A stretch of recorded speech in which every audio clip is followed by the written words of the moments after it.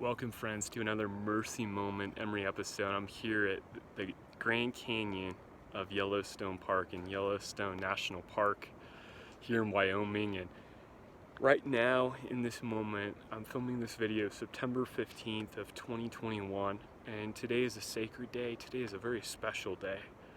As 4 years ago, my baby girl and daughter Mercy breathed her last here on this planet and entered into the corridors of eternity, and she was made fully whole, fully healed. And man, just to get a glimpse of where she's at, I feel that this place was a perfect place to come to get a glimpse of the glory, the majesty, and the beauty that is created by the Father to draw us in.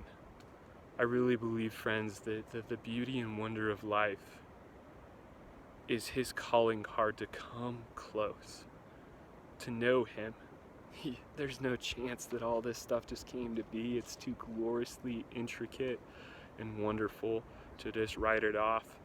And your life has purpose. Your life is too beautiful and glorious to write off as chance. And I know there's a lot of despair, a lot of heaviness, a lot of sorrow that each one of us has faced in this last year and a half, 2 years, as the world has just radically shifted in a permanent fashion.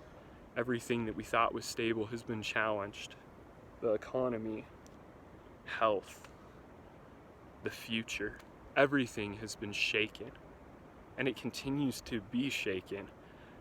Global headlines and national headlines tell us that. It's a very unknown and unstable and turbulent time. And friends, I've just been desperate to hear the Father's voice. I took this road trip really to get away with Him, to hear His voice, and to get His heart, because I want my faith to remain unshakably strong.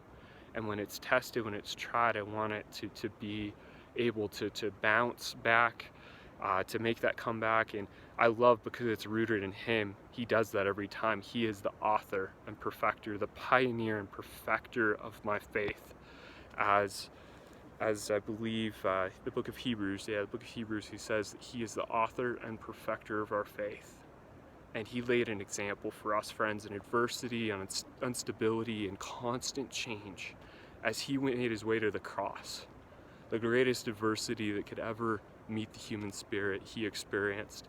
But it says, for the joy set before Him, He endured the cross, scorning its shame, and He sat down at the right hand of the throne of God. So He finished it, and He left us an eternal example of grace that produces grit, that we can get through. We can go through anything with Him. And I'm so grateful. My faith is not in my faith. My faith is in Him, and He is the champion. He will finish what He starts. As Paul said to the church of Philippi, I am confident of this: He who began a good work will carry it into completion. And this is a time, friends, to get anchored to Jesus. He is the only rock and redeemer that will never move, that will never change. No matter what happens in this life, He remains the same yesterday, today, and forever.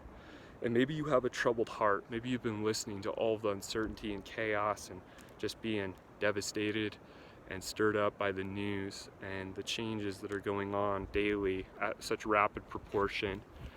And the Father gave me the solution, how to find stability in times of deep adversity, change, and chaos.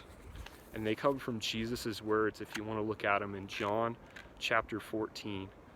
In that very first word of the chapter, He says, do not let your hearts be troubled. I don't know about you, I'm all ears. Do not let your hearts be troubled. He then gives us the pathway to do that. So do not let your hearts be troubled. Instead here, trust in God. Trust also in me, Jesus said. So the solution to, the remedy to a troubled heart is a different point of fixation, a different point of focus. It's a different focus point. So instead of focusing on what's going wrong and what's troubling, we focus on Him. Trust in God. There's a lot in those simple words. That simple phrase, trust in God, trust also in me. There's so much packed in there. And maybe you need to step away and just spend a few moments with the Father alone and ask him, Father, what does it look like to trust you? Teach me to trust you. Take my heart there. I want to. I'm struggling. I'm wrestling. I need you. I need your help. I'm crying out to you. I need you. I need you to restore this broken heart. And I love that Jesus' mission, he said he came to bind up the brokenhearted and set the captives free. And maybe that is you right now in this moment. You have a broken heart and you are captive to so many things that weigh you down, that rob you, destroy you, that strip the zest out of life. And here's the invitation, friends. Today, if you hear his voice, don't harden your hearts. Get alone with him. Cry out to him. He is the one that hears the cry. He says in the word, call on the name of the Lord and you will be saved. Call on him. I love the invitation of Jeremiah 33:3. Call to me, the Father says, and I will answer you and show you great and unsearchable things you do not know. He says you will seek me and you will find me when you seek me with your whole heart.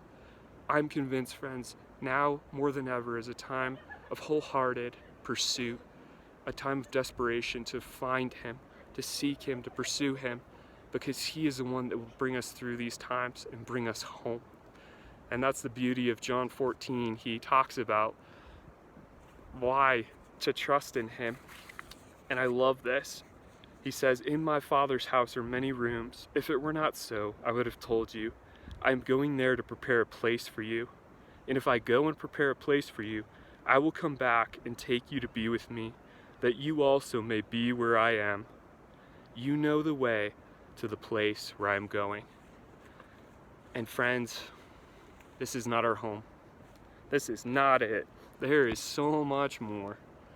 And I have to look beyond what is temporary to what is eternal. So may you be strengthened, may your heart be renewed, may you be restored. Till next time, friends, onwards and upwards with grace and grit. Love you guys.